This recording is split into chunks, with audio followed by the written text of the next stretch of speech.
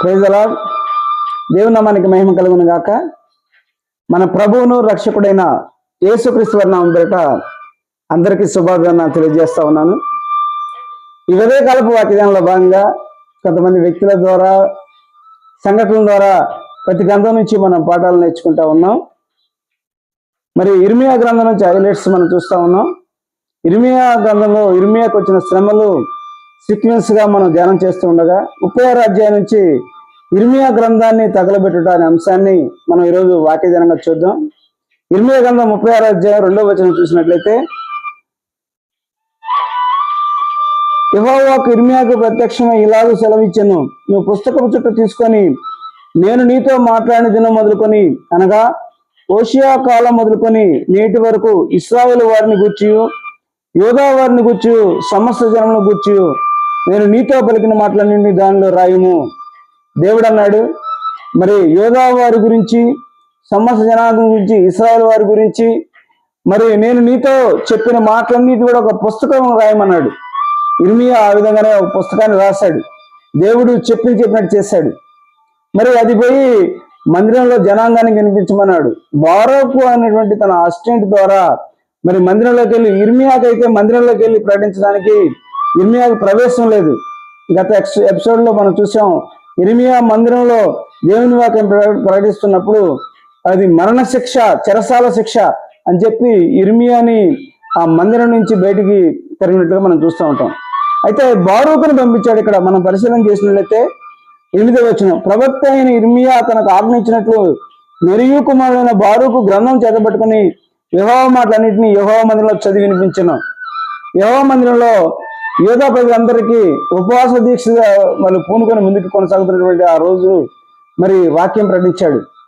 మరి నెబుకద్నెజరు యూదా మీద దండెత్తబోతా ఉన్నాడు. మరి ఈ రాజ్యాన్ని చెరపట్టుకొని మనందరం కూడా చెరసాలకు వెళ్ళబోతా ఉన్నాం. మరి రాజు కూడా మరి హతమవుతాడు అని 70 సంవత్సరాల తర్వాత తిరిగి దేవుడు సమకూరుస్తాడనేటువంటి వాక్య సత్యాన్ని అక్కడ బోధిస్తా ఉన్నప్పుడు అక్కడ ఒక వ్యక్తి మీకాయి అనే వ్యక్తి అన్నాడు. మీకాయి అనే వ్యక్తి ఆ మందిరంలో పెద్దలకు పోయి దాన్ని చెప్పాడు. పాపాను కుమారుడైన గెమరియా కుమారుడు మీకాయి ఆ గ్రంథంలోని యెహోవా మాటలన్నిటి విని రాజనగర్లో ఉన్న పెద్దలకి అతిపై సమాచారాన్ని ఇన్ఫర్మేషన్ ఇచ్చాడు.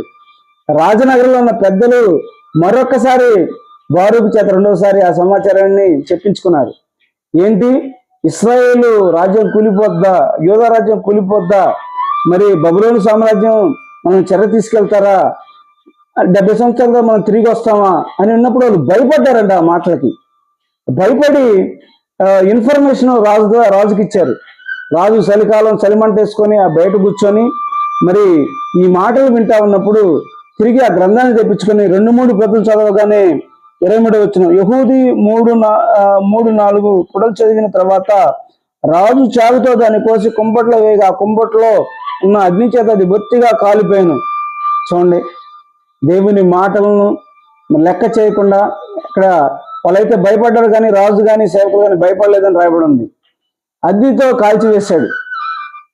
మరి అది ఒక్కటే ఒరిజినల్ ప్రతి. ఇప్పట్లో కాపీలు, ఎక్కువ కాపీలు ఒకటి పోతే కొన్ని ఉండటానికి. మరి ఇర్మియా ఎంత వేదన చెంది ఉంటాడు, ఎంత శ్రమ. మరి రాజు అంతటితో ఊరుకోక మరి తన సేవకులకు ఆజ్ఞాపించాడు.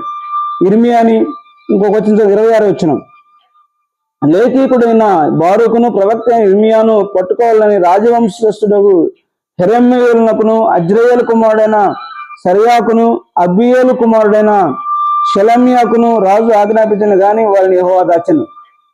దేవుడు దాచిపెట్టాడు. ఇర్మియాని బారూకును పట్టుకొచ్చి శిరచ్ఛేదనం చేసి మరణశిక్ష విధించడానికి ఆజ్ఞాపిస్తే రాజు తలుచుకుంటే దెబ్బల కొలవ అని సామెత ఇక్కడ ఫెయిల్ అయింది. దేవుడే దాచిపెట్టాడు. రాజు పట్టుకోవడానికి ప్రయత్నిస్తే రారాజు తప్పించాడు.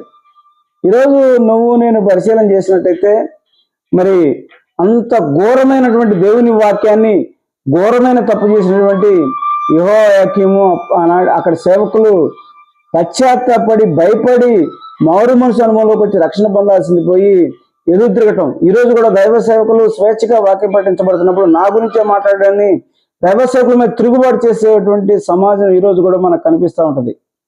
మరి తర్వాత ఏం జరిగిందంటే మరి దేవుడు ఇర్మియాని 2వ గ్రంథం రాయమని ఇచ్చినప్పుడు అంతకంటే అప్డేట్ తోటి ప్రస్తుతం మనం చదువుతున్నటువంటి బైబిల్లోని ఇర్మియా గ్రంథం మరలా రాయబడింది. మరి ఎంత శ్రమ చూడండి. మరి ఆ రోజుల్లో మరి మిషనరీగా ఉన్నటువంటి విలియం కేరీ అనేక భాషల్లో తర్జుమా చేస్తూ అన్ని రెడీ చేసుకొని ప్రెస్ మీద పెట్టినప్పుడు ఆ పేపర్లన్నీ తగలబడ్డాయి, ప్రెస్ అంతా తగలబడిపోయింది. ఎంత వేదన చెంది ఉంటాడు. మరలా తిరిగి సమకూర్చుకొని అనేక భాషల్లో బైబిల్ని తర్జుమా చేసి ఈరోజు మన తెలుగు బైబిల్ కూడా అలా తర్జుమా చేయబడింది. దేవుడు ఒకటి కోల్పోయినప్పుడు అంతకంటే శ్రేష్టమైనది ఇస్తాడని మనం ఇక్కడ తెలుసుకోవాలి. మరి ఇర్మియా గ్రంథంలో ఈ 36వ అధ్యాయాన్ని మనం ధ్యానం చేస్తున్నప్పుడు మనం ఒక 3 పాఠాలను ప్రాముఖ్యంగా మనం నేర్చుకోవాలి. దేవుడు చెప్పింది ఉన్నది ఉన్నట్లుగా చేయాలి. ఇర్మియా, బారూకులు ఉన్నదన్నట్లుగా చేశారు. తర్వాత చూస్తే వాక్యం ద్వారా దేవుడు గద్దిస్తున్నప్పుడు భయపడాలి, మరి పశ్చాత్తాపడాలి, మారు మనసు పొందుకోవాలి, రక్షణలోకి రావాలి. అలా రాకపోగా ఇక్కడ రాజు సేవకులు దేవుడి మీద తిరుగుబాటు చేశారు.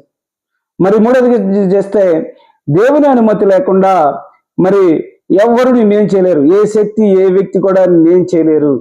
ఇర్మియా, బారూకుల్ని మరి ఆ రాజు ఎంత ప్రయత్నిస్తున్నా కూడా దేవుడు దాచిపెట్టాడు కాబట్టి మరి దాచిపెట్టాడు. అంతతో పాటు మరి మరొక ప్రవచనం రిలీజ్ చేశారు. మరి నీ వంశంలో ఎవరు ఉండరు అని రాజు మీద ప్రవచనం, నీ తర్వాత నీ వంశంలో ఎవరు ఉండరు అని ప్రవచనం చేశారు. తర్వాత మరి ఘోరంగా వారి యొక్క నాశనం గురించి ప్రవచించడం మనం చూస్తూ ఉంటాం. ఇది ఇర్మియా గ్రంథాన్ని 36వ అధ్యాయాన్ని మనం పరిశీలన చేసినప్పుడు గ్రంథం కాలిపోయింది. అంతకంటే మరి ఆ వాక్యం, దేవుని వాక్యం ఆపబడలేదు. అంతకంటే మెరుగైన గ్రంథం మరలా ఇర్మియా గ్రంథం రాయబడింది. మరి గ్రంథాన్ని తగలబెట్టిన వారు శిక్షకు గురయ్యారు. కాబట్టి మనం ఈ వచనాన్ని పరిశీలన చేసినట్లయితే దేవుని ఉన్నది ఉన్నట్లుగా దేవుని వాక్యం ప్రకటించాలి. మరి ఎవరైతే దేవుని పక్షాన ముందుకెళ్తారో వాళ్ళు ఏ శత్రువులు, ఏ వ్యక్తి మరి ఏం చేయలేరు అనేటువంటి వాక్య సత్యాన్ని తెలుసుకొని అటు రీతిగా దేవుని మాట ప్రకారం ముందు కొనసాగించబడే వరకు మనం ఉండాలని దేవుడి పరిశుద్ధ మాటలు వినికిడిలో దీవించి ఆశీర్వదించును గాక. మరి ఈ వీడియో కనుక నచ్చినట్లయితే లైక్ చేయండి, షేర్ చేయండి, సబ్స్క్రైబ్ చేసుకోండి. అనేక మందికి ఈ వాక్యం స్ప్రెడ్ అవ్వడానికి మీరు కూడా పాలుభాగస్తులు అవ్వండి. God bless you all. అందరికీ వందనాలు.